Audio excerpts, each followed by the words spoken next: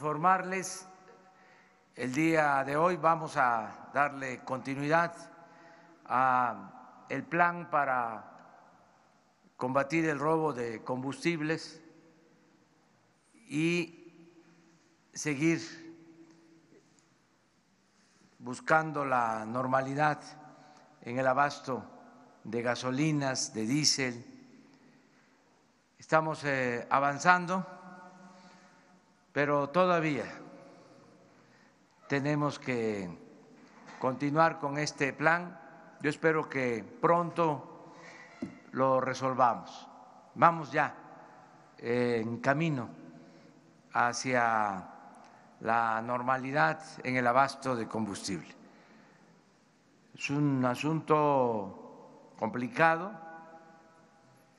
no se había atendido y como he venido manifestando, lo menos que se puede decir es que hubo durante mucho tiempo indiferencia, indolencia, omisiones, lo menos que se puede decir.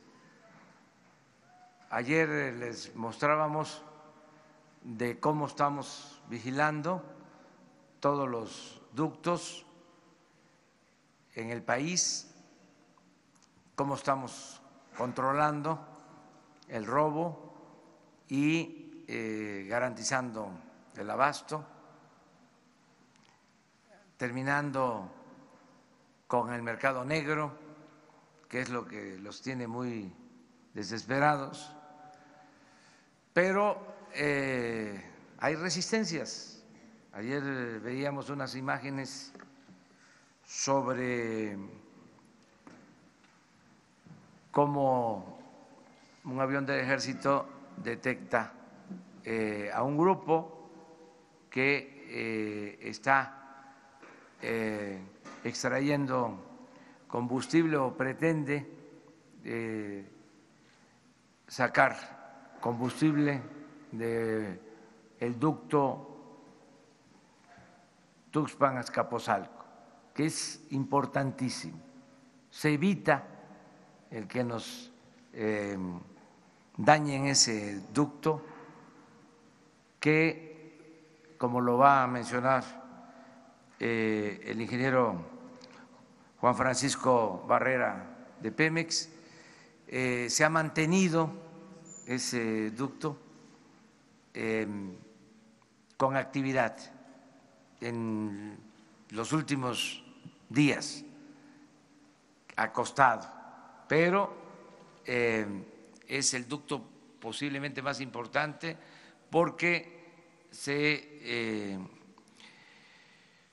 transportan alrededor de 160,000 barriles diarios, el ducto de Tuxpan-Azcapotzalco. Lo hemos sostenido, el ducto de gasolina para el abasto en la Ciudad de México, que corresponde al Estado de México y a lo que antes era el Distrito Federal.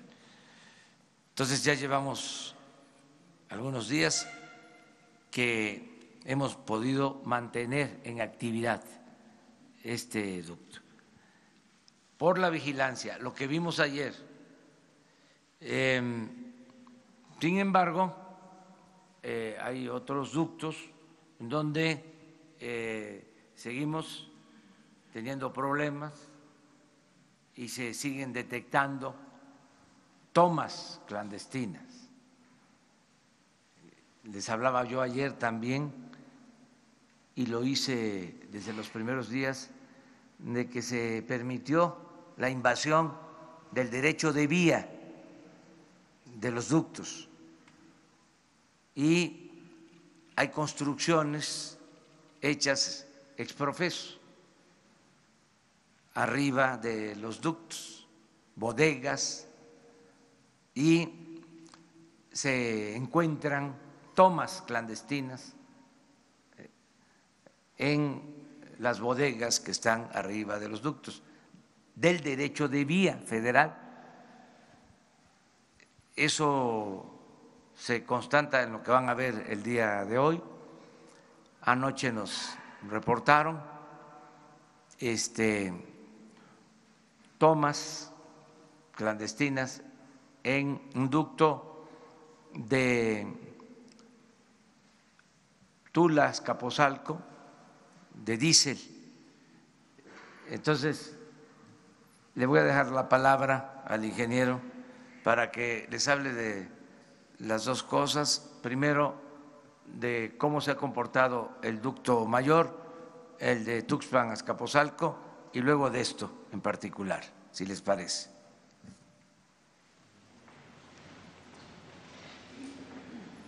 Con su permiso, señor presidente. Bien, como comentó el señor presidente, en lo que respecta al ducto de Tuxpan Azcapotzalco, tenemos ya 84 horas que no se ha visto afectado. ¿Qué significa esto? Que hemos podido ingresar producto a la Ciudad de México por más de 46 millones de litros.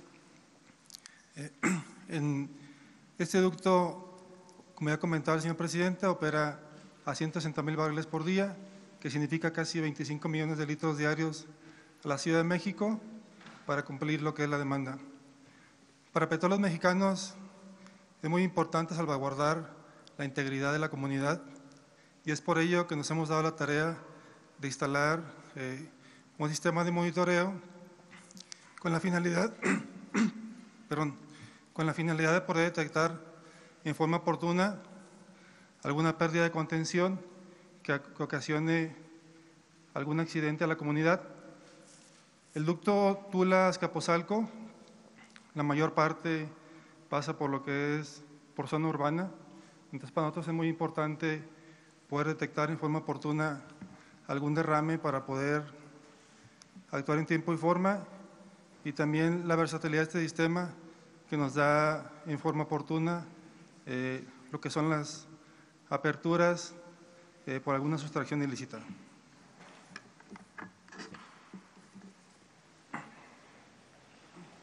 Eso es lo de ayer.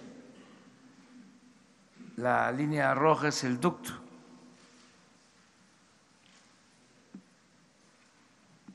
Y el círculo azul es una toma clandestina adentro de una instalación con trailers. Esto presuntamente pues es una estación de distribución de diésel particular a domicilio para el abasto de toda una flotilla.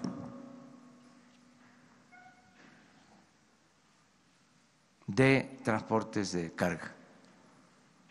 Entonces, si se dan cuenta, está invadido el derecho de vía. Desde luego que ya se está procediendo desde anoche y así se tienen otros casos. Vamos avanzando poco a poco, pero queremos normalizar la situación. En unos días más. Y para eso se decidió la compra de 500 pipas aproximadamente para aumentar la capacidad de transportación y no depender solo de los ductos. Vamos a aumentar la capacidad de distribución de combustibles con las pipas en un 25% de lo actual. Por eso hablamos de que se va a resolver el déficit que se tiene actualmente, no solo en la Ciudad de México, Querétaro, Guanajuato, Jalisco, Michoacán. Ya habíamos resuelto Querétaro y se volvió a interrumpir el abasto y tenemos que resolver también el abasto faltante en Guanajuato y en Jalisco. Voy precisamente mañana y pasado a Guanajuato y a Jalisco. Hoy voy a Zacatecas. Pero ya estamos en esto y les decía de que ya se inició el proceso de compra de las pipas. Yo espero que se tengan pronto y que empiecen a operar. Ya iniciamos el proceso, que ya tenemos el plan de distribución que se va a llevar a cabo una vez que se compren estas unidades. Y para no perder tiempo, ya hoy se lanza la convocatoria para la contratación de 2,000 conductores de estas unidades.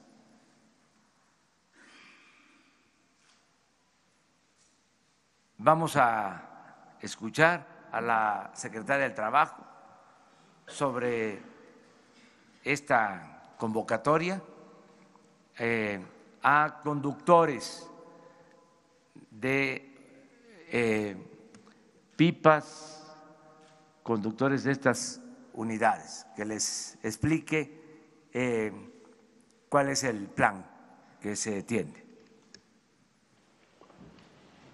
Gracias, presidente. El día de hoy queremos hacer pública esta convocatoria, invitar a conductores a que se sumen para apoyar las labores de distribución de combustible, evitar el robo, combatir la corrupción y servir a México.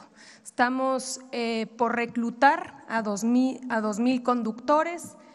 ¿Cuáles son los requisitos? Bueno, tener licencia federal tipo E o también puede ser licencia B o C, siempre y cuando se tenga 2 años de antigüedad. Otro de los requisitos es presentar identificación oficial con fotografía. Las edades es de 25 a 60 años, tener y presentar acta de nacimiento, contar con buena reputación, presentar el CURP, comprobante de domicilio, el currículum CV, acreditar buen estado de salud y aprobar un examen de conducción. Vamos a abrir esta convocatoria y se estará recibiendo las solicitudes por 4 días. Empezamos el día de hoy, viernes 18 de enero, hasta el lunes 21. La recepción de documentos se llevará a cabo en el campo militar 1A, en 2 puertas, la puerta 3, que la entrada está por Avenida del Conscripto, y la puerta 8, la entrada por Periférico, Boulevard Manuel Ávila Camacho.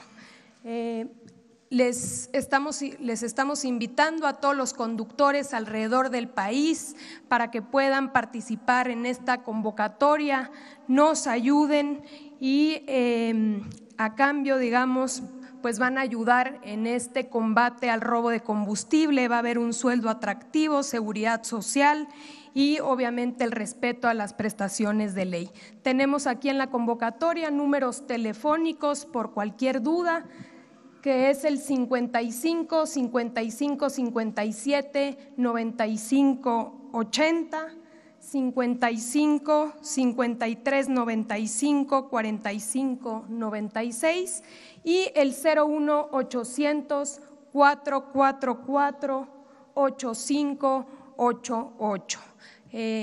invitamos a todos los conductores de la República. Muchas gracias. Bueno, vamos a pedirles a ustedes que siempre nos ayudan a que se difunda esta convocatoria. Si les parece, vamos a ponerla en pantalla y la dejamos medio minuto, porque queremos que las cámaras registren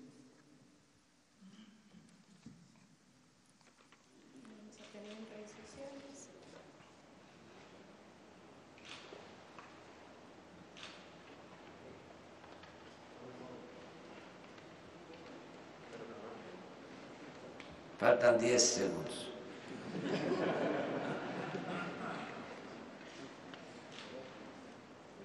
Bueno, destaco lo siguiente. El texto de la convocatoria. Conductores de vehículos cisterna, se les llama, se les convoca para apoyar en las labores de distribución de combustible, evitar el robo, combatir la corrupción y servir a México. Es una misión especial. Este es un plan que se añade al DN3 para garantizar el abasto de combustibles en cualquier circunstancia adversa. Con este equipo de alrededor de 500 pipas vamos a garantizar la distribución, repito, de 200,000 barriles diarios. Tenemos combustible suficiente, inventario de combustibles en el país, sobre todo en los puertos. Si se nos complica la situación del control, la vigilancia de ductos, de esta manera resolveríamos cualquier emergencia. Ya vamos, repito, hacia la normalidad, porque ya tenemos un sistema de vigilancia en todos los ductos. Estamos hablando de alrededor de 10,000 elementos del Ejército, la Marina, la Policía Federal, con equipos para detectar sabotaje, para detectar fugas, para detectar tomas clandestinas.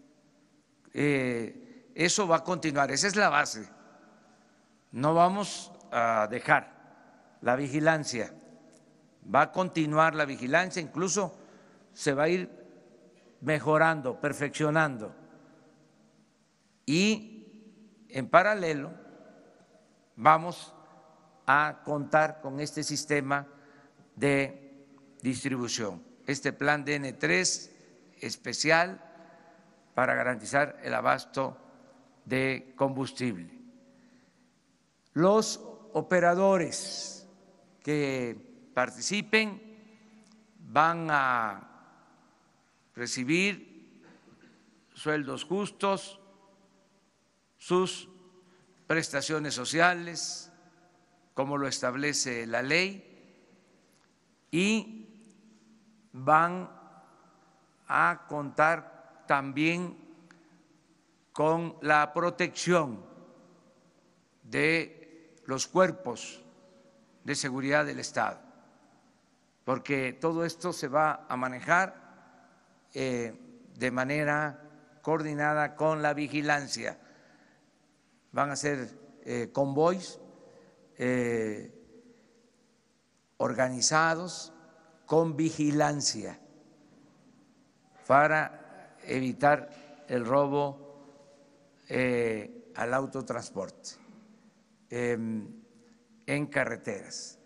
Estamos trabajando en ese propósito, de modo que reitero el llamado a los conductores, a los camineros, amigos, para que nos ayuden, porque necesitamos tener lo más pronto posible 2,000 conductores. A partir de hoy, a las 9 de la mañana, se empiezan a recibir las solicitudes, viernes, sábado, domingo y lunes. Se reciben solicitudes en los sitios que establece la convocatoria. Estos teléfonos, hay información suficiente.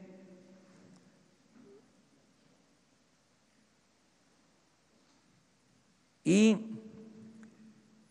va a haber un proceso de selección y de capacitación, de formación, de modo que podamos tener ya los primeros conductores preparados, aprobados a mitad de la semana próxima, que a partir de el martes, miércoles, ya tengamos conductores, porque estamos contemplando que para entonces podríamos tener las primeras pipas para reforzar el abasto de combustible en el país. Eso es lo que queríamos expresarles, agradecerles a ustedes, desde luego a la gente, porque aunque va aminorando el problema del abasto, todavía no podemos decir que está resuelto el problema por completo. Todavía se padece, todavía hay molestias, pero estamos avanzando con el apoyo de la gente, con el apoyo de los ciudadanos. Ya falta poco para normalizar esta situación y nos vamos a sentir todos muy satisfechos, muy contentos de haber enfrentado este flagelo del robo de combustible. Vamos a seguir trabajando con este plan. Y ahora sí, abrimos izquierda o derecha. Vamos a la izquierda. A ver, ahí está. Presidente, 12 millones de mexicanos vivimos fuera de las fronteras de México, 11 de ellos en los Estados Unidos. Se ha definido una política en la que se da pues la mejor relación hacia los otros países, pero nosotros pensamos que los mexicanos que vivimos fuera también contamos. Se ha reunido aquí en México los cónsules, los embajadores, y se ha definido que se va a trabajar también para los mexicanos que vivimos ahí. Se ha definido, pero no concretamente, cuáles son las alternativas para todos estos mexicanos. Se ha dado una política antiinmigrante dentro de los Estados Unidos, donde vivimos la mayoría de los mexicanos. ¿Qué es ese proyecto para todos nosotros? ¿Qué se está esperando de todos los mexicanos que son repatriados? Son todavía puntos que está en el aire. Quisiéramos algo más concreto. Y a la vez, usted ha sido el único que ha ido a hablar con los mexicanos, que ha abierto esas posibilidades de un diálogo, que ha luchado porque se nos reconozca dentro de los Estados Unidos. Hizo el compromiso de regresar. ¿Cuándo será ese tiempo para esto? Gracias. Bueno, estamos siempre apoyando a nuestros paisanos mexicanos que por necesidad, en busca de mejores oportunidades de vida, de trabajo, viven en Estados Unidos. Son mexicanos, paisanos, que tenemos la obligación de apoyar y de proteger. Y se está haciendo. Acabamos de tener una reunión, en efecto, con embajadores, con cónsules aquí, en este sitio, y en mi intervención puse el énfasis en fortalecer a los consulados que tiene México en Estados Unidos. Dije textualmente que los consulados de México en Estados Unidos se iban a convertir en una especie, lo subrayé, porque los formalistas dicen que esto no es posible. Dije que se iban a convertir en una especie de procuradurías para la defensa del migrante. El secretario de Relaciones Exteriores tiene instrucciones precisas para fortalecer los 50 consulados que tiene México en Estados Unidos y proteger a nuestros paisanos.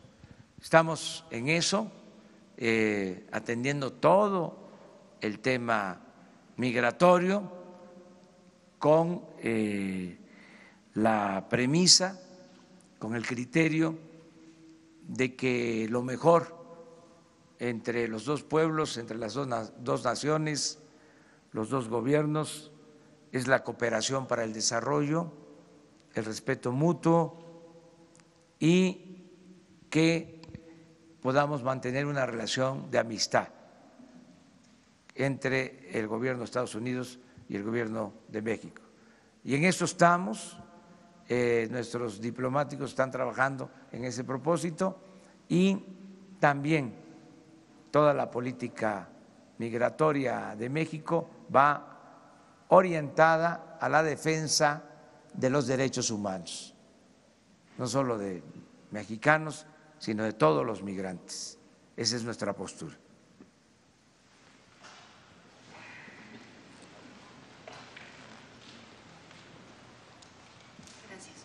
Buenos días, presidente. Janet López Ponce de Milenio. Preguntarle sobre estos 4 generales y coroneles que estaban encargados de la seguridad de los ductos de Pemex y que de acuerdo a las investigaciones, no nada más como usted decía, sonaba la alarma y la dejaban muchas horas sonando, sino que incluso había amenazas directas en contra de los trabajadores que se encargaban de la vigilancia para que no reportaran estas fugas e incluso pues también se sembraran algunas válvulas y no se le pudiera dar seguimiento, es decir, deliberadamente permitían que los huachicoleros trabajaran desde dentro de Pemex. ¿Qué información tienen ustedes adicional a esto? ¿Qué otras personas podrían estar involucradas? Sabemos que algunas cuentas de ellos ya fueron congeladas como parte de este plan. Presidente, ¿a qué otras personas podría llegar a involucrarse la red de estos generales y comandantes específicamente a cargo de los ductos de Pemex? Bueno, ya se informó ayer, como quedamos, acerca de este tema. Si hace falta, vamos a estar informando diario sobre las investigaciones. Yo le voy a pedir al secretario de Seguridad Pública y vamos a invitar respetuosamente al procurador que les mantenga informados para que se conozcan todos los procesos que están abiertos por presuntos delitos de robo de combustible o de enriquecimiento ilícito, impunidad, todo lo que tenga que ver con el robo de combustible. No quiero incumplir con el compromiso de respetar los procesos legales, el debido proceso, y hemos dicho que vamos a actuar con mucha responsabilidad, lo estamos haciendo. Sé que hay interés en los ciudadanos, al final de cuentas ustedes son la voz de los ciudadanos, de conocer los nombres y de que se castigue a los responsables, pero también debemos de cuidar el proceso para no ayudarles a que puedan evadir la acción de la justicia. Sí decirles que no vamos a permitir la corrupción ni la impunidad, y se está actuando en ese sentido.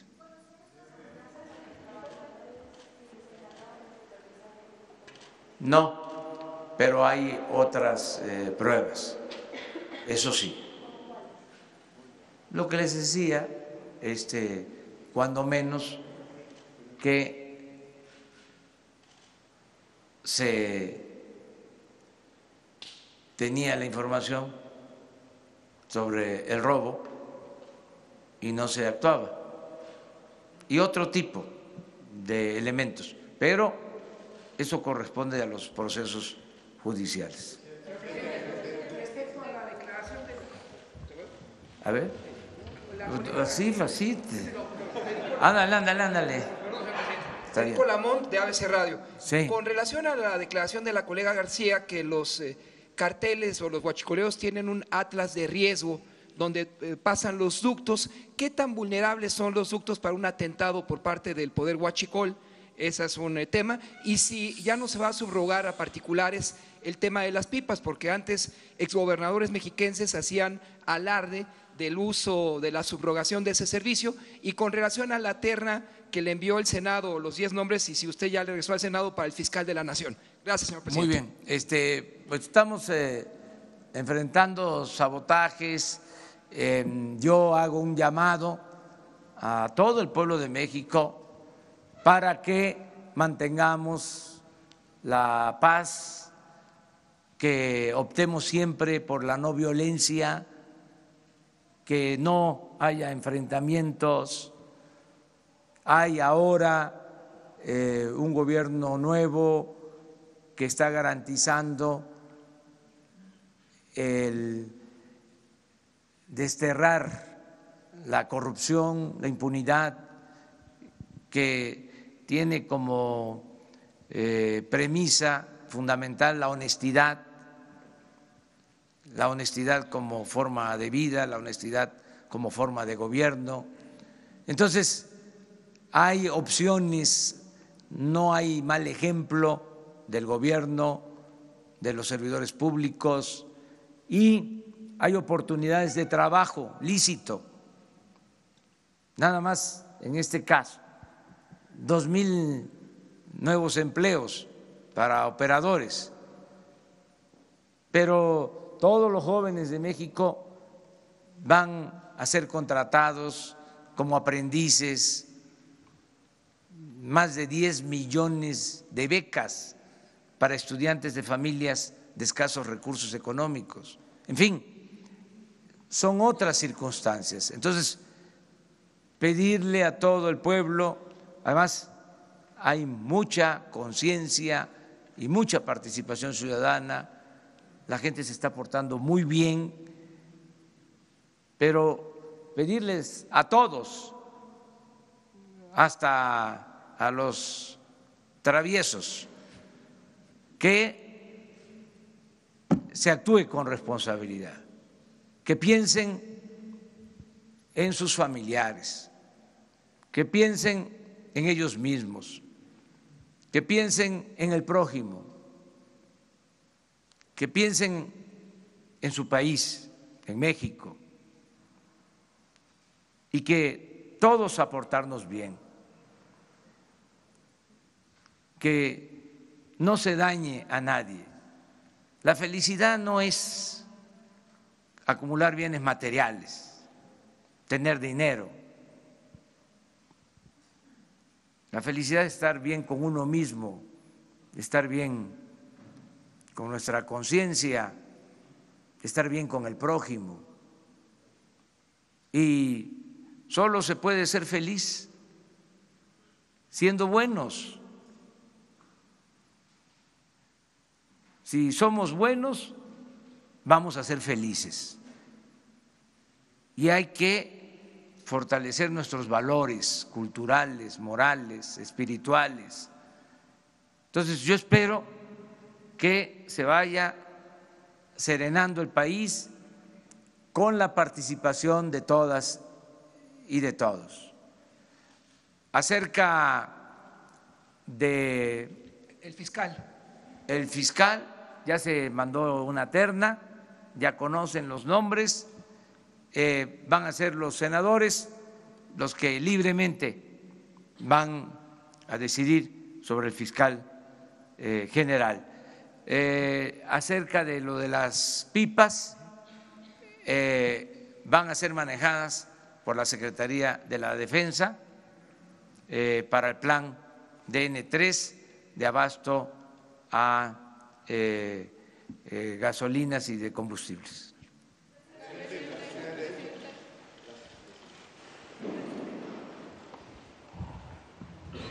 Buenos días, presidente. Daniel Blancas, de Crónica. Dos preguntas. Ayer, como se dispuso en la tarde, se nos presentaron algunos datos de lo que se está haciendo. Los revisamos. El 14% de las investigaciones que se han iniciado, presidente, el 14% no tiene detenido. De los detenidos, solo 1 de cada 3 es puesto a disposición de la autoridad judicial.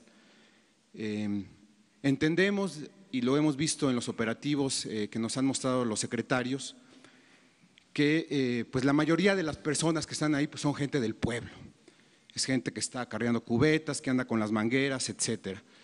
¿Cómo lee esta disyuntiva usted? Por un lado, el que haya, digamos, ciertas concesiones al pueblo que está dedicándose al huachicoleo, y por el otro lado la posibilidad de aprovechar los programas sociales que están a su disposición. Entonces, ¿hay concesiones a este pueblo que se está dedicando al huachicoleo? ¿Cómo lee esta situación? Esa es una pregunta. La segunda tiene que ver con lo que usted nos decía ayer, la capacidad de los ductos. Investigamos la capacidad de los ductos en la década de los 80, para un poco comparar lo que usted nos platicaba. Se ha aumentado alrededor del 60% en 30 años, en 35 años, lo que está fluyendo por los ductos. Era de 360,000 barriles diarios, hoy es de 800,000 barriles diarios. Ha hablado usted de que están parchados. También sabemos que es alta la incidencia de fugas que no necesariamente tienen que ver con algo intencional, sino que es propio de la falta de buen estado de los ductos. ¿Hay un riesgo para el país por esta situación de parches y lo vetusto que está el sistema? Bueno, estamos llevando a cabo un plan integral que incluye el dar oportunidades de empleo y de bienestar a la gente que vive por donde pasan los ductos. Voy la semana próxima, martes y jueves, a comunidades por donde pasan ductos, hablar con la gente. Ya se están implementando programas, no solo en esta zona y por estas circunstancias, sino en todo el país. O sea, nosotros pensamos que la paz y la tranquilidad son frutos de la justicia, que no se resuelven las cosas solo con medidas coercitivas. Les diría que el 80% tiene que ver con el desarrollo, con el trabajo, con el bienestar de la gente, con el fortalecimiento de valores. Y el 20% es lo que atañe a la actuación judicial o de la seguridad pública. Esa es mi concepción. Por eso tengo confianza de que al ir creciendo el país en lo económico vamos a tener más posibilidades de resolver los problemas. No hay ningún riesgo grave por el estado en que se encuentran los ductos. Lo que estamos pidiendo es de que se cuiden los ductos y que la gente no corra riesgos, porque el pinchar un ducto implica mucho riesgo. Esto nos los están planteando constantemente los técnicos. Entonces, decirle a la gente que no se arriesgue, porque es muy peligroso, pero es por la perforación que se hace de los ductos. Eso es un riesgo. Lo otro, pues es el sabotaje de manera deliberada, como lo hacen. Trataron, sobre todo al inicio de la campaña, de dejarnos sin abasto para crear una situación de caos, sobre todo en la ciudad.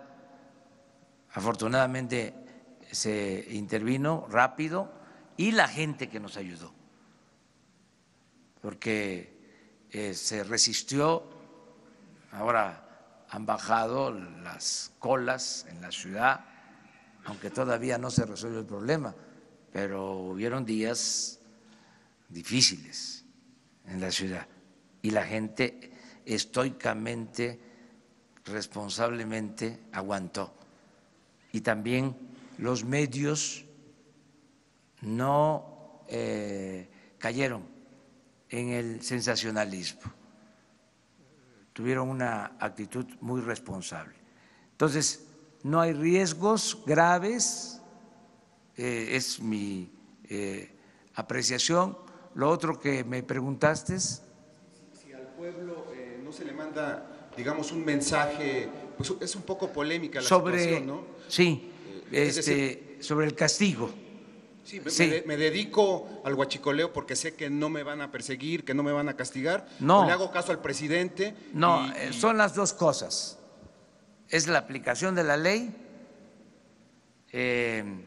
sin impunidad para nadie, pero también la oportunidad de tener un trabajo honrado, que nadie se vea obligado a robar o a cometer ilícitos. Ese es el planteamiento. Y aunque los procesos judiciales son lentos, y ese es otro tema, vamos a continuar. Aunque lleve tiempo, no se va a detener ninguna investigación. No hay impunidad. Es decir, no va a haber ninguna persona, por poderosa que sea, que impida que se castiguen de los delitos. ni grupos. Ya hemos hablado sobre este tema, porque la encomienda que recibimos del pueblo es no permitir la corrupción ni la impunidad. Y en eso estamos y vamos a continuar.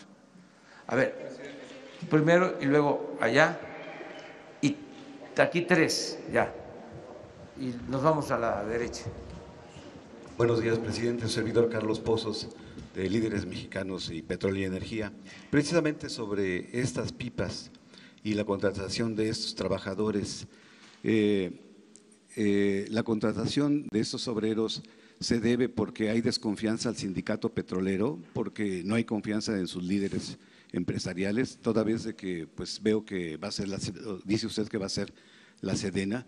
Igualmente, presidente, usted va a lanzar una propuesta al Congreso sobre el Centro de Logística para la Distribución del Transporte, que estará en la Secretaría de Energía. Se está sacando esa área a la Secretaría de Energía.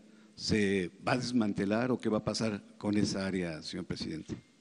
Bueno, es un asunto de seguridad nacional, lo del plan de las pipas, por eso hablo de N3, de abasto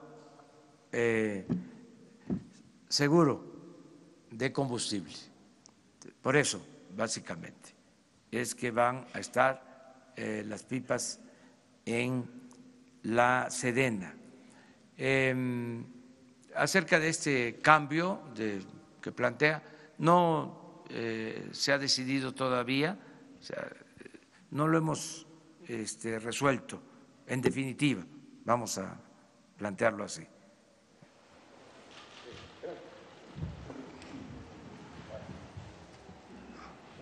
Sí, adelante. Buenos días, señor presidente. Urbano Barrera, del diario Ovaciones. Sí, tres preguntas directas. La primera es, ¿cuándo podremos conocer la lista de los concesionarios gasolineros, los proveedores de medicamentos al sector salud, los proveedores a Pemex, a la Secretaría de Comunicaciones y Transportes, a la Comisión Federal de Electricidad? Esto contribuiría mucho al ánimo de transparencia de su gobierno. Esa es la primera. La segunda, ¿se mantiene usted en la idea de cancelar al Instituto Nacional de la Evaluación de la Educación? ¿Están por preparar una campaña para evitar que se les cancele? Y la tercera, si me lo permite, aprovechando la presencia de la Secretaría del Trabajo, preguntarle si hay un porcentaje en el que se va a reducir a la burocracia, a los trabajadores de gobierno, porque hay un plan de dar empleo a los jóvenes de 18 a 29 años, pero ¿qué pasa con ese gran número de personas que va a quedar desempleada del sector gobierno? Quisiéramos saber si tiene un número o un porcentaje de todos los trabajadores de gobierno que van a ser despedidos. Gracias, señor presidente. Mire, ya se llevaron a cabo los ajustes, ya se redujo la estructura administrativa de trabajadores de confianza, muy limitado para lo que necesitamos, como un 30% de los de arriba. Por ejemplo, ya no hay delegados. Habían hasta 50 delegados federales en un estado. Entonces ya no existe eso, pero se respetaron a los trabajadores de base. Entonces fue arriba que se hizo el ajuste, básicamente. Y hay muchas oportunidades de trabajo, de empleo. Lo que… Sí, no, claro que me mantengo. O sea, la llamada reforma educativa fue una farsa y se hizo por motivaciones políticas e ideológicas y dañó mucho al país. En vez de mejorar la educación, afectó la educación. porque se degradó a los maestros, como nunca, se les humilló. Y es de sentido común, no se puede llevar a cabo una verdadera reforma educativa sin los maestros, y menos ofendiéndolos, humillándolos. Eso se termina. Además, ¿por qué instituto de evaluación para el maestro? Entonces tendríamos que tener institutos de evaluación para los médicos, para los policías, para el presidente, para los diputados, para los senadores. Ya, hasta ahí me quedo. Entonces, ¿por qué la hazaña en contra de los maestros? Porque lo ordenaron en el extranjero, porque es parte de la agenda internacional de las llamadas reformas estructurales. Eso ya no rifa, como se dice coloquialmente, ya no, ya la agenda es la nuestra. No vamos a permitir que nos impongan una agenda como sucedió durante 3 décadas, 30 años, que reforma energética, ya sabemos el resultado de la reforma energética, o hay dudas, que no se nos cayó la producción petrolera. Ahí está la reforma energética en el robo de combustible tolerado, que nos dijeron que iba a bajar el precio de los combustibles y los elevaron. ¿Cuál reforma energética? ¿Para qué sirvió? La reforma fiscal, ¿qué significó? Aumentos de impuestos, manteniendo la misma corrupción, el mismo derroche, el mal ejemplo en el gobierno. La reforma educativa, igual. Entonces, ya no, es esa agenda. ¿Cuál es la agenda nuestra? La que prevalece, combate a la corrupción. ¿Por qué no estaba en la agenda de las reformas estructurales el combate a la corrupción? Cuando en los últimos 3 gobiernos creció la corrupción 3 veces, medida por Transparencia Internacional. Pasamos del lugar 30 en 3 sexenios al 136. ¿Dónde estaba la reforma para acabar con la corrupción? ¿Qué no es ese el principal problema del país? Entonces, ya no sigue, no va a continuar la misma agenda. Ahora es combate a la corrupción, crecimiento económico para generar empleos, bienestar para el pueblo y paz y tranquilidad. Esa es nuestra agenda. De la lista de concesionarios, señor presidente, ¿cuándo? Se va a presentar porque es una regla de oro de la democracia, la transparencia. Okay. Entonces, como no tenemos ahí ninguna limitante, ¿sí? No es como el caso de dar los nombres, ¿sí? Para que se conozca quiénes están siendo investigados. En el caso de la transparencia, vamos a dar a conocer, y es mi compromiso, los nombres de todos los concesionarios de Pemex, Comisión Federal de Electricidad. ¿Qué más me pediste? Lo primero que planteaste. Los que abastecen al ISSSTE, al Seguro Social y a la Secretaría de Salud y a los estados de medicinas. Claro que sí. Gracias. Vamos a dar a conocer todo eso. A ver, vamos despacio. A ver, ¿qué medio es? 1 TV. Es el que sale en el telefonito. Yo soy Río 12 y tengo 2 semanas intentando preguntar. ¿Mandé? Yo soy de Río 12 y llevo 2 semanas intentando preguntar. Ah, no, adelante. Gracias, señor presidente. Señor presidente, la semana pasada usted tuvo un encuentro con los embajadores y cónsules y su postura sobre la política exterior hizo comentarios muy favorables, desfavorables quizá, no solo en México, sino en el mundo, porque en sus planteamientos le da un giro de 360 grados al manejo de la política de México, y algunos analistas e investigadores de este tema, sobre todo de la diplomacia, han vertido comentarios a favor, en contra, de que por un lado, pues efectivamente ellos creen que se están espantando esos buitres neoliberales que en un tiempo se mencionó, porque México está asumiendo una postura legítima en torno a los derechos, al derecho internacional. Sin embargo, algunos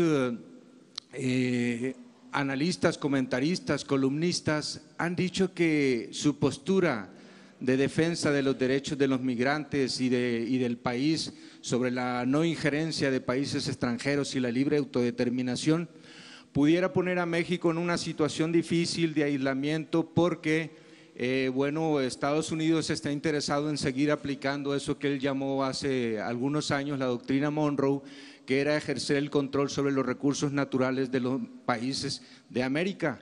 Entonces ellos dicen que pues esta situación está generando un conflicto porque en un momento dado va a aislar a México en el escenario internacional. Quisiera conocer su postura, a ver cuál es el escenario que le da a usted con este planteamiento que hace sobre política exterior en el escenario internacional sobre México. La segunda pregunta es, cuando se discutió el presupuesto en algunos estados del país, hubo algunos diputados federales, en el caso de Sinaloa, por ejemplo, hubo una diputada federal y su delegado que cabildearon a favor de defender la postura del gobernador del estado, diciéndole a los diputados de Morena en el Congreso que era línea de usted y de la secretaria de Gobernación, Olga Sánchez, de que se respetara la decisión de la propuesta del presupuesto que planteaba el gobernador Quirino Ordaz. Me gustaría que públicamente definiera su postura sobre esto porque usted ha sido muy reiterativo en esta división de poderes y creo que marca un cambio en el paradigma de su gobierno. La tercera pregunta es ¿qué va a pasar con la política del agro? Usted anunció apoyos para los productores pequeños y medianos y entramos ya prácticamente al final del ciclo otoño-invierno. Y pues en muchos estados del país está resurgiendo otra misma dinámica donde la comercialización es un problema que queda al final en manos de coyotes y bueno, tampoco se han visto apoyos así inmediatos para la agricultura que se han anunciado. Quisiera que nos comentara sobre esto. Bueno, muchas gracias. Te contesto la última porque tiene que ver con mi actividad del día. Hoy voy a Zacatecas y se da a conocer, adelanto, lo de el establecimiento de precios de garantía para los productos del campo. A eso voy a hacer el anuncio. Se van a establecer precios de garantía para productos básicos, maíz, frijol, arroz, trigo, leche, los básicos, para apoyar a pequeños y a medianos productores. En el caso del maíz, más de 5,000 pesos la tonelada. En el caso del frijol, más de 14,000 pesos la tonelada. En el caso de la leche, aumenta 1 peso de lo que se pagaba al productor. Hoy voy a Zacatecas porque son productores de frijol, precisamente. Anunciamos esto hoy y mañana en los Altos de Jalisco, en Concepción de Díaz, La Chona. Ahí voy a dar a conocer lo de el precio de garantía para la leche, por lo que me estás planteando, con el propósito de que el productor vea compensado su esfuerzo. Ahí ya comenzamos con todo lo que es el apoyo al campo. En cuanto a política exterior, pues nos ajustamos a lo que establece el artículo 89 de la Constitución: no intervención, autodeterminación de los pueblos, solución pacífica a las controversias, cooperación para el desarrollo. Sobre eso estamos haciendo nuestra política exterior, procurando, y esto va a ser constante, mantener buenas relaciones con todos los pueblos, con todos los gobiernos del mundo, no pelearnos con otros gobiernos, respeto mutuo. Esto nos ha ayudado bastante, tenemos muy buenas relaciones con todos los gobiernos. Tenemos muy buena relación con el gobierno de Estados Unidos y con el gobierno de Guatemala y con todos los gobiernos. De modo que vamos a continuar con la misma política de buena vecindad. Esto es conveniente para otras naciones, para otros gobiernos, y nos conviene también a nosotros. La señal que se ha mandado al mundo es de responsabilidad, y esto se ha traducido en confianza. No tenemos problemas de inestabilidad financiera, al contrario, se ha apreciado el peso en los últimos tiempos. La otra es sobre Sinaloa. Miren, yo tengo una muy buena relación con los gobernadores de todos los partidos, o surgidos de los partidos, porque ahora se tiene que gobernar para todos los ciudadanos. Es distinto el partido al gobierno. Gobierno significa atender a todos, y cada vez que hay oportunidad platicamos con los gobernadores. Lo acabo de hacer antier con el gobernador de Oaxaca,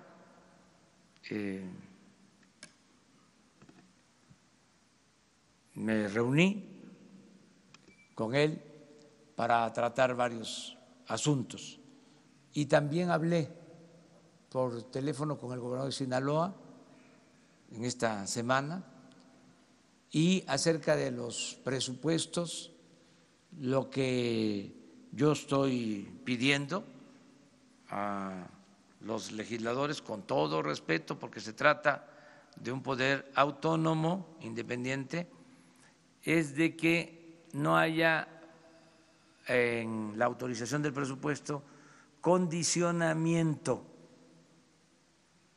es decir, que no se condicione el voto a la entrega de recursos, a la creación de bolsas especiales, que no haya moches,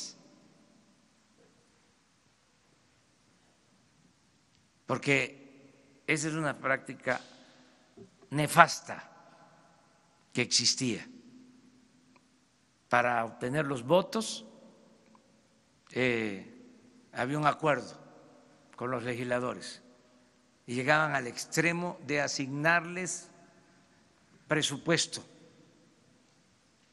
a cada legislador para que él decidiera qué hacer con esos recursos. y se entregaban recursos para hacer obras a cambio de moches,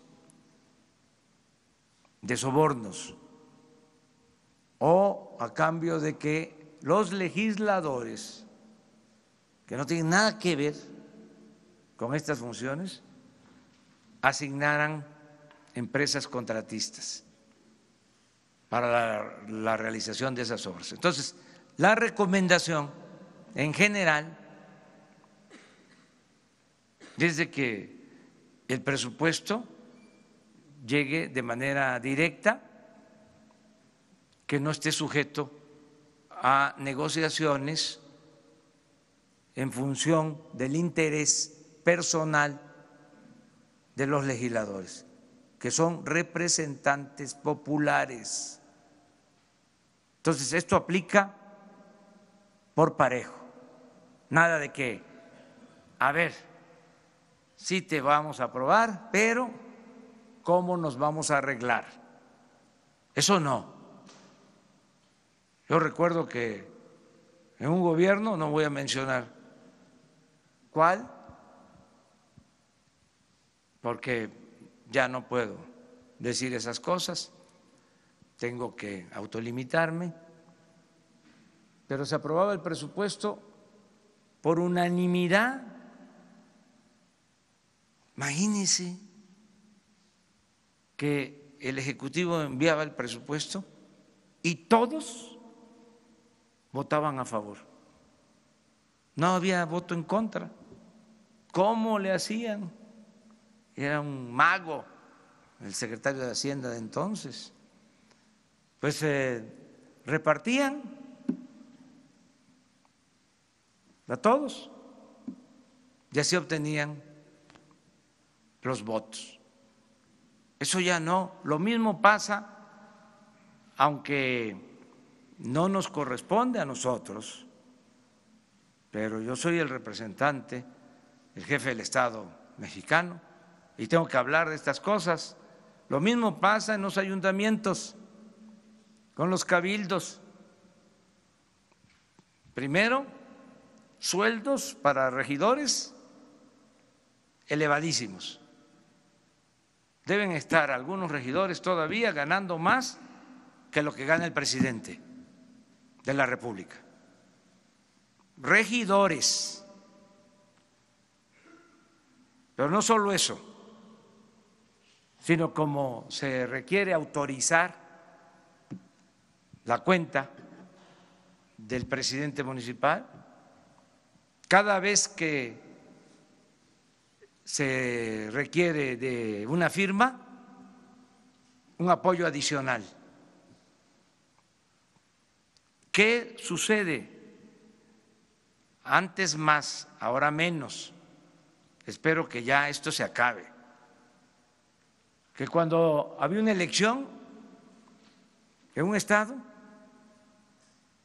por ejemplo, para presidentes municipales, diputados locales, se inscribían al interior de partidos, si era para diputados y eran 30 distritos, se inscribían como candidatos de partidos para competir, si eran 30, se inscribían 100, si eran para presidentes municipales y eran 20 municipios, se inscribían 200. Pero si era para regidores, que eran 6, 7, 9 regidores, 1,500 aspirantes a ser candidatos a regidores, porque los sueldos de los regidores elevadísimos, además con prebendas de todo tipo.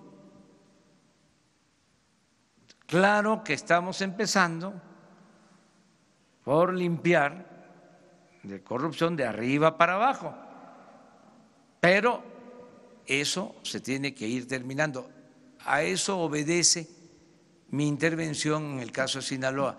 No es decirles voten por la propuesta del gobernador, es decirles con todo respeto, no condicionen el voto, piensen en la gente, piensen que el presupuesto es dinero del pueblo. Eso es lo que ha pasado. Presidente, Agustín Velasco de Uno TV o Uno Noticias. Yo quisiera preguntarle sobre un tema que trascendió esta semana, pero que no le hemos tenido oportunidad de preguntar hasta ahora. Es el asunto de este presunto soborno que habría dado Joaquín El Chapo Guzmán al expresidente Enrique Peña Nieto de 100 millones de dólares, si no me equivoco. ¿Qué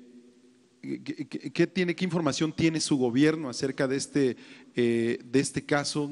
Si se ha investigado, si le han pedido información.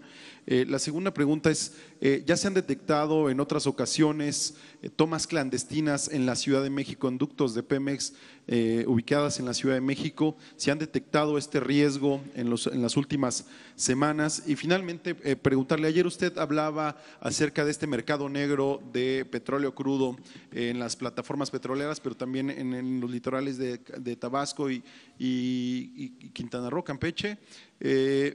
Decía usted, es un asunto probablemente de contabilidad, pero hoy también hay información acerca de que los sistemas de medición en algunos buquetanques podrían estar modificados, que no cumplen con la norma. Si hay alguna investigación acerca de esto, sí, ya hay personas a las que se está investigando. Gracias. Sí, sobre esto último, estamos ya preparando un plan con ese propósito de monitoreo y de vigilancia. Se está por concluir una estación de vigilancia en la terminal marítima de Dos Bocas. Por ahí sale la mayor parte del crudo que se exporta, alrededor de 1 millón de barriles diarios. Es una terminal, ahí llega crudo de la sonda de Campeche y de los pozos de tierra. A partir de ahí vamos a vigilar todo el litoral. Esto va a estar a cargo de la Secretaría de Marina. Estamos ya trabajando con eso. Acerca de las declaraciones de testigos en juicios que se siguen en Estados Unidos, nosotros no tenemos información adicional, sí estamos atentos, no podemos juzgar si no tenemos pruebas, eso es lo que puedo comentar. Bueno, es parte de esto. Esta toma está en Tutitlán, en el Estado de México, que es la ciudad la que vimos, esto es Tutitlán,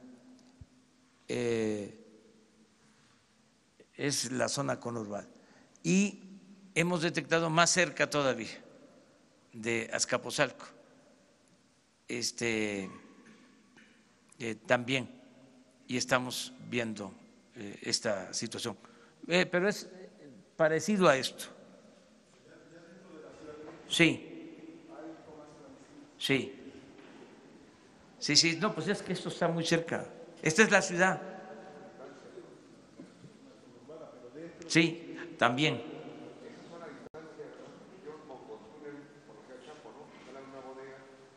¿Mande? No. A ver, ponla. Esta no. Esta es una estación de abasto, o sea, el círculo azul. Entonces, pero tú decías sí. A ver, ingeniero, de la más cercana que tuvimos en Azcapotzalco hace como 2 días. A ver. Sí, fue a escasos aproximadamente 2 kilómetros de Azcapotzalco. Efectivamente, el derecho vía pasa por la ciudad y había un túnel de aproximadamente como 300 metros hacia una bodega. Muy bien. A ver, ya. Ahora sí que nos… Tres compañeras. 1, 2, 3. Y que conste que cuando se habla de política de género es de mujeres y es de hombres, política de género.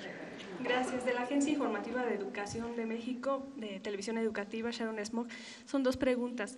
La primera, me gustaría saber su opinión sobre la ratificación de Jaime Valls en la NUYES, tomando en cuenta que ellos entregaron a su gobierno un plan de desarrollo 2030 y tuvieron participación dentro de los 31 foros educativos. Y la segunda es, bueno, aprovechando si está la Secretaría de Trabajo, si nos pudiera comentar un poco más sobre el proyecto o programa Jóvenes Construyendo el Futuro, sobre la duración de la capacitación, en qué consistirá. Muy bien. Mire, lo de la NUYS, nosotros somos respetuosos.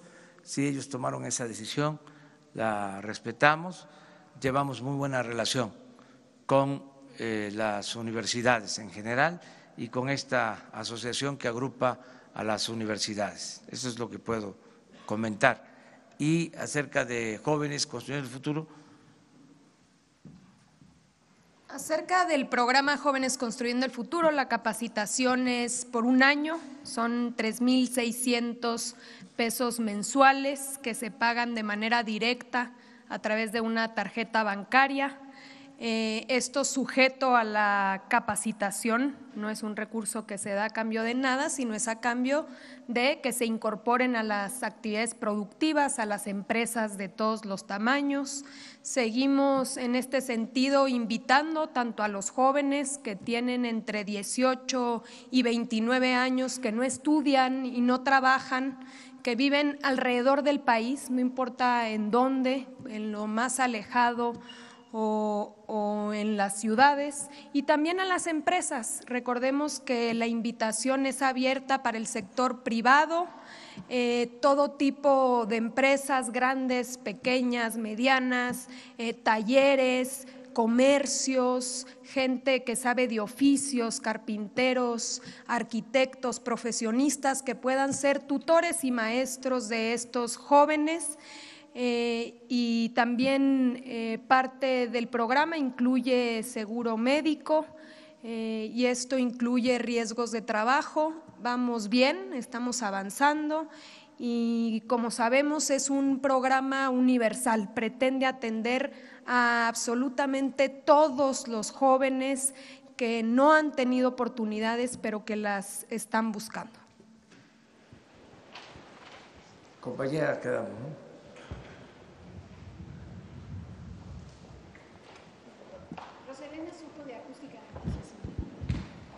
Preguntarle si nos puede decir más detalles en relación al huachicoleo de los medicamentos, porque nos ha adelantado que el sector salud ha sido uno de los sectores más dañados. Entonces, ahora el plan contra la corrupción de su gobierno va a este sector después del huachicoleo. ¿Cómo va a ser su plan anticorrupción? ¿Va a ir paso por paso? ¿Qué otros sectores más están infectados de corrupción? ¿Cómo ha encontrado la administración un balance que nos pueda hacer al respecto? Mucha corrupción. Un gobierno plagado de corrupción. En todo sentido, en todas las áreas. Hablando de Pemex, por ejemplo, mucha corrupción. Nos entregaron información de que en el gobierno anterior, al inicio de la administración, se licitó para comprar 700 pipas. Esto porque vamos a hablar después sobre la ampliación de los ductos. O sea, que no es así, pero yo respeto tu punto de vista. Además, para eso son estas conferencias, ¿no? Que podamos contrastar información de manera respetuosa. Pero hablando de las pipas, 700 pipas. ¿Te da el anticipo a una empresa? Esa empresa le entrega el anticipo a otra,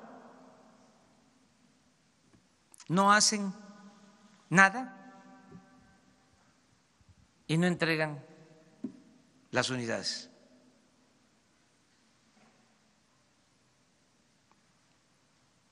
Estamos hablando de como 1.300, 1.400 millones y el anticipo como de 400 millones. Y es un asunto judicial, nosotros vamos a revisarlo, pero acaba de resolverse acerca de la responsabilidad de los inculpados. Pero, ¿sabían ustedes algo de eso? De la compra de las 700 pipas y que se dio el anticipo y que no se regresó el anticipo y no entregaron las pipas, pero todo, o sea, lo lamento mucho, por eso no tengo la menor duda de que el principal problema es la corrupción.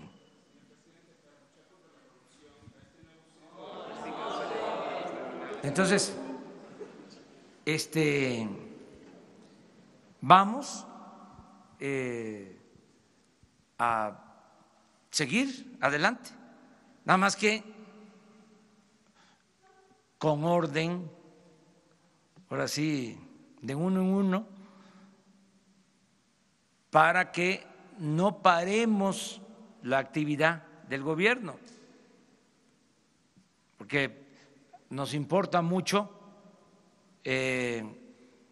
producir petróleo, producir energía eléctrica, que se terminen de entregar todas las tarjetas para el bienestar, no pararnos, pues, que lo de hoy en Zacatecas, lo del precio de garantía, o sea que con una mano impulsar el desarrollo y con la otra parar la corrupción. Un ojo al gato y otro al garabato. Entonces, vamos poco a poco, pero va lo del el combate a la corrupción en la compra de medicamentos. Va. O sea, ¿Cuándo tendremos? Van a tener información porque vamos a hacer todas las compras de manera consolidada, con precios transparentes, para que no se paguen sobreprecios y para que haya medicinas. Es que no hay abasto de medicamentos por la corrupción en las medicinas. Se robaban, espero que ya no lo sigan haciendo, hasta el dinero de las medicinas. A ese grado se había llegado. Entonces, vamos a seguir y con el apoyo de ustedes. Compromiso, ¿verdad? Y con el apoyo de los ciudadanos, estoy seguro. Terminamos. Presidente, buenos días. Michelle Mejía, de Multimedios. Preguntarle sobre esta convocatoria. Se habla de todos los aspirantes que tengan buena reputación. ¿Bastará con que pues todas estas personas solo lleven alguna carta de recomendación, no sé, algún acta de antecedentes no penales, y si en algún momento ustedes en la selección harán algún tipo de prueba, de control, de confianza, de qué tipo será. Y por otra parte preguntarle cuál sería el sueldo de estas personas, porque muchas veces las personas se vayan al crimen organizado es porque a veces los sueldos son muy bajos. ¿Cómo hacer esto atractivo para que pues las personas puedan formar parte de esta estrategia? Y preguntarle por otra parte sobre la Guardia Nacional, que ahorita está todavía en discusión ya ahora en la Cámara Alta, si usted se va a reunir con los legisladores de Morena, pues para que finalmente todos los cambios que usted ha solicitado que se puedan ya plasmar en este dictamen, pues se puedan llevar a cabo. Gracias. Sí, el sueldo es justo, un sueldo apegado a lo que se recibe en el mercado. Se está hablando de 25, de 14,500 quincenales.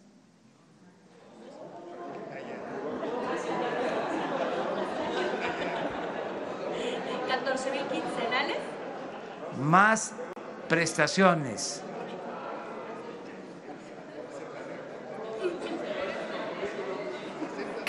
¿Por qué es su reacción así? O sea, es que sí, sí, eso lo vamos a tratar también, lo que les pagan a ustedes. Respetuosamente vamos a hablar de este tema, ¿no? En su momento. Lo otro que comentabas, sobre la capacitación, el cuidar de que sea gente preparada, capacitada, que no tenga antecedentes penales, todo eso se está cuidando. No se incluyó lo de la carta de no antecedentes penales porque hay un ordenamiento que impide solicitar eso.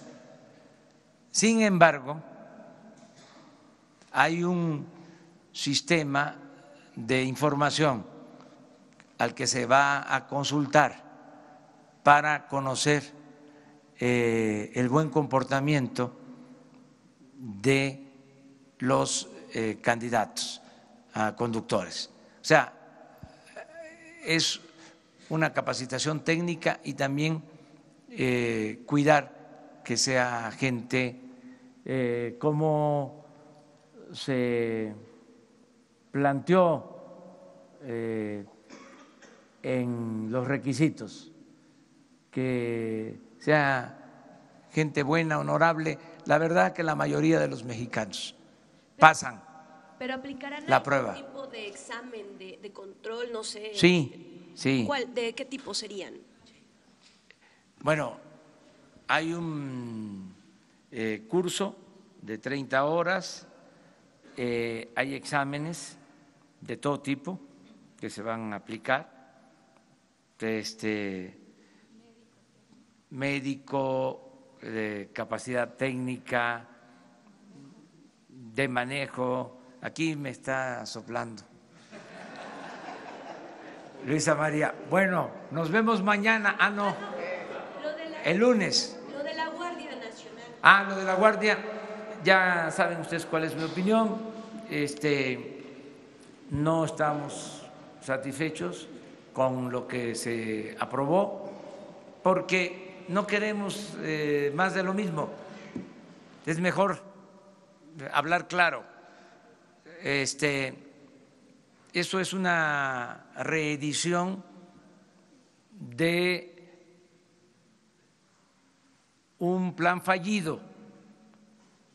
Se creó la Policía Federal hace 20 años y miren el resultado. Al final de cuentas, la reforma terminó en lo mismo. Entonces no lo acepto, o sea, no lo considero conveniente. Entonces, como estamos hablando con claridad, queremos que se convenzan, queremos persuadir a los legisladores de que necesitamos del apoyo de las Fuerzas Armadas, necesitamos el apoyo de la Marina en el combate a la inseguridad, que necesitamos ese apoyo que es indispensable para enfrentar el problema de la inseguridad y de la violencia. Entonces, quitaron un transitorio, ya había un acuerdo y de repente aprueban sin ese transitorio y pensaron de que como ya está aprobado, digo yo a decir, muy bien, ya se aprobó la Guardia Nacional. Si no es un asunto de formalismo, no es crear un aparato que no sirva, es crear algo nuevo que funcione y que permita garantizar la paz, la tranquilidad, sin violación de derechos humanos. O sea, yo no tengo problema de conciencia de que nos ayude el Ejército, de que nos ayude la Marina. Entonces, eso fue lo que motiva el que se le pida respetuosamente a los senadores que se revise por qué se suprimió ese transitorio y otros textos sobre la reforma. Entonces, también con toda libertad, nosotros, yo tengo la obligación de decir, ese es un instrumento que no nos ayuda del todo. Tengo que plantearlo. Y también los legisladores, que son autónomos, independientes, que representan al pueblo o que representan a las entidades federativas, pueden con absoluta libertad fijar su postura. Lo que pasa es que como son asuntos de interés público, no podemos quedarnos callados. Ya no es el tiempo de antes, de que se daba una línea del presidente y todos a votar en una dirección, en un sentido. Pero tampoco estamos en el tiempo en que, a ver, se aprueba en el legislativo algo y no decimos nada cuando nosotros vamos a utilizar el instrumento legal para enfrentar el problema de la inseguridad y de la violencia. Presidente, pero el hecho de que ahorita está, digamos que la aprobación está en pausa, ¿esto no estaría retrasando los planes de su gobierno? Y si en su momento usted estaría pensando, digamos, en un plan B, hablando del tema de seguridad que usted en algún momento habló, pues que haya un plazo para devolver la seguridad al Ojalá y se resuelva pronto, eso sí, pero también los legisladores, las cámaras son autónomas, tienen sus tiempos, ¿sí? Hay sesión ordinaria, hay sesión extraordinaria, ojalá y lo consideren urgente, pero ellos van a decidir, ojalá y se resuelva en un extraordinario, pues. Es que la verdad el plan B ya lo estamos aplicando todos los días aquí. O sea, porque ni modo que estemos esperando, ¿no?, a que apruebe. O sea, si todos los días hay problemas que tenemos que enfrentar. Muy bien, muchas gracias. Nos vemos el lunes.